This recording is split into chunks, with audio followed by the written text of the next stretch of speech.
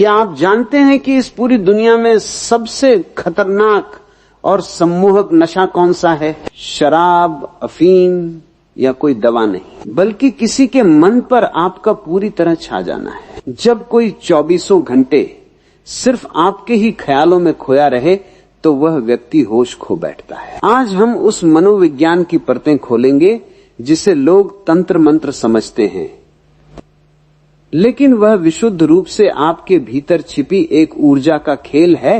इस संसार में हर व्यक्ति एक गहरे अकेलेपन से घिरा हुआ है। लोग ऊपर से हंसते हैं, महफिलों में जाते हैं, भीड़ का हिस्सा बनते हैं, लेकिन भीतर एक खालीपन है, एक सन्नाटा है जिसे हर कोई भरना चाहता है। जो व्यक्ति इस खालीपन को छू लेता है, जो इस सन्नाटे में संगीत भर देता है, लोग उसके दीवाने हो जाते हैं। लोग अक्सर पूछते हैं कि किसी को अपना दीवाना कैसे बनाएं।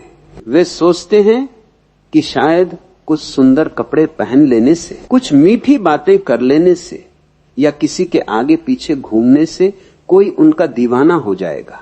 यह बहुत बड़ी भूल है। यह तो मांगना हुआ, और मांगकर कभी भी किसी के दिल पर राज नहीं किया जा सकता। सम्राट बनो, भिखारी मत बनो। जब आप किसी के प्रेम की भीख मांगते हैं तो आप अपनी बची कुची कशिश भी खो देते हैं। आकर्षण का सबसे पहला नियम यही है कि जो भागता है लोग उसके पीछे नहीं जाते। जो अपने आप में थमा हुआ है, जो अपनी ही धुन में मस्त है, पूरी दुनिया उसकी तरफ खींची चली आती है। कस्तूरी कुंडल बसे, मृग ढूंढे बन माही। आपके भीतर वह खुशबू होनी चाहिए कि लोग खुद ब खुद खींचे चले आएं। मनुष्य के मन का एक बहुत गहरा स्वभाव है, उसे वही चीज सबसे ज्यादा आकर्षित करती है जो रहस्यमयी होती है, जो पूरी तरह से खुल चुका है, जिसमें अब कोई नयापन नहीं बचा। उससे लोग बहुत जल्दी उब जाते हैं। जैसे ही आप किसी के सामने अपनी पूरी जिंदगी की किताब खोल कर रख देते हैं, वैसे ही आप अपनी कशिश खो देते हैं। थोड़ा ठहरना सीखो, हर बात का जवाब तुरंत मत दो। अपनी उपस्थिति को इतना सुलभ मत बनाओ कि आपकी कीमत ही खत्म हो जाए। जब आप किसी के लिए हर क्षण उपलब्ध रहते हैं तो सामने वाला आपको एक साधारण वस्तु समझ लेता है। पानी जब तक कुएं में गहराई में होता है, लोग उसकी कद्र करते हैं, प्यासे चलकर वहां तक जाते हैं।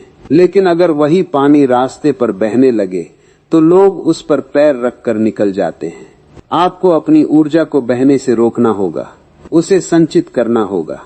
जब आपके भीतर एक ठहराव आता है, जब आपकी आंखों में एक गहरा सन्नाटा और एक अजीब सी शांति दिखाई देती है, तो सामने वाला हैरान हो जाता है। वह सोचने पर मजबूर हो जाता है कि इस इंसान के भीतर ऐसा क्या है जो यह इतना शांत है। यह बेचैन क्यों नहीं होता?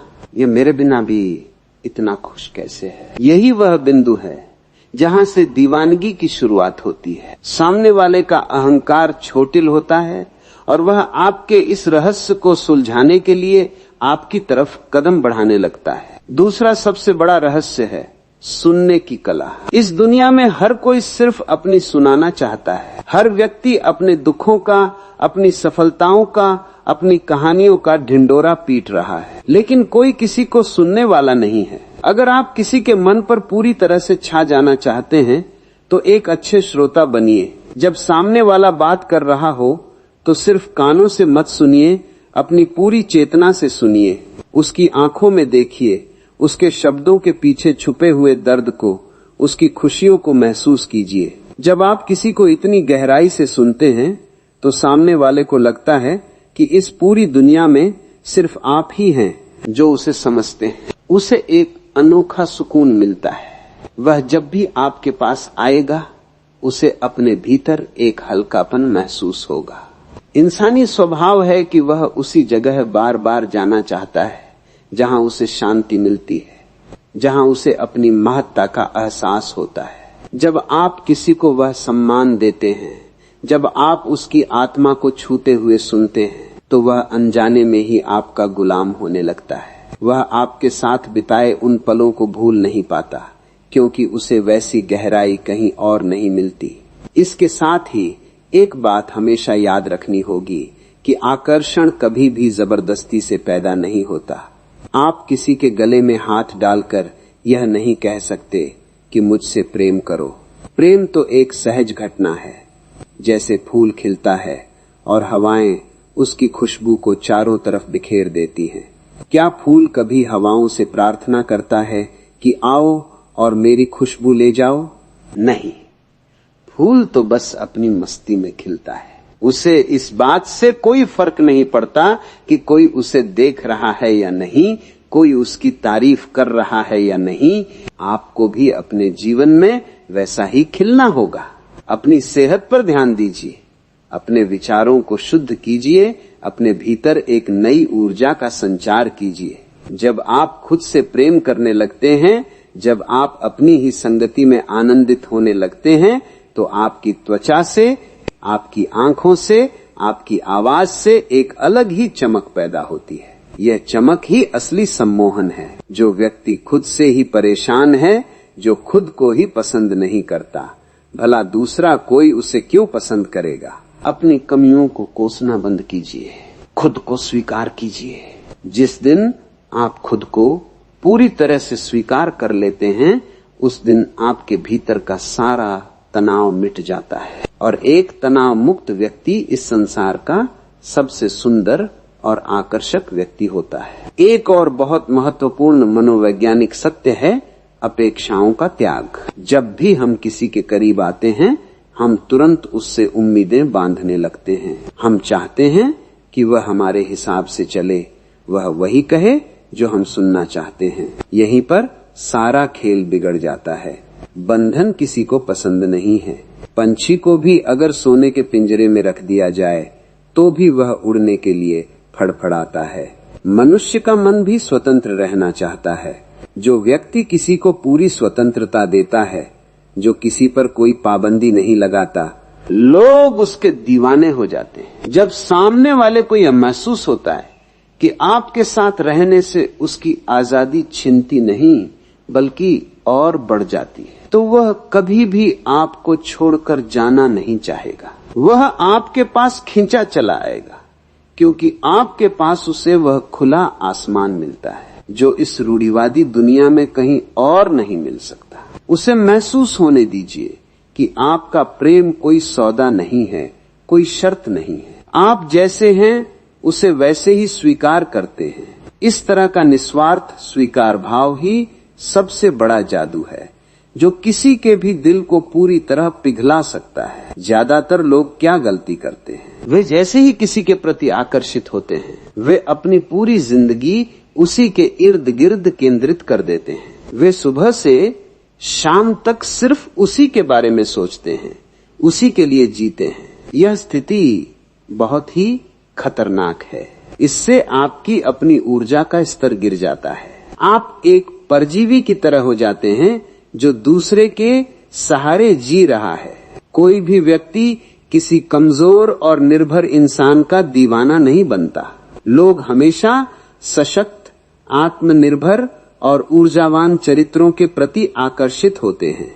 आपके जीवन का एक लक्ष्य होना चाहिए, एक धुन होनी चाहिए, एक ऐसी यात्रा होनी चाहिए जिस पर आप अकेले भी चलने का साहस रखते हो। जब सामने वाला देखता है कि आपका जीवन सिर्फ उस पर निर्भर नहीं है, बल्कि आपके पास अपनी एक अलग खूबसूरत दुनिया है, तो उसके भीतर आपको खोने का एक अनजाना डर पैदा होता है। वह सोचने लगता है कि अगर मैं इसके जीवन से चला भी जाऊं तो भी इसे कोई फर्क नहीं पड़ेगा। यही डर उसे आपके और करीब लाता है। वह आपकी दुनिया का हिस्सा बनने के लिए तड़पने लगता है। लोग अक्सर शब्दों के जाल में उलझ जाते हैं। वे सोचते हैं कि बहुत तारीफ करने से बात बन जाएगी। तारीफ जरूर कीजिए, लेकिन वह झूठी नहीं होनी चाहिए। चापलूसी और सच्ची प्रशंसा में बहुत बड़ा फर्क होता है।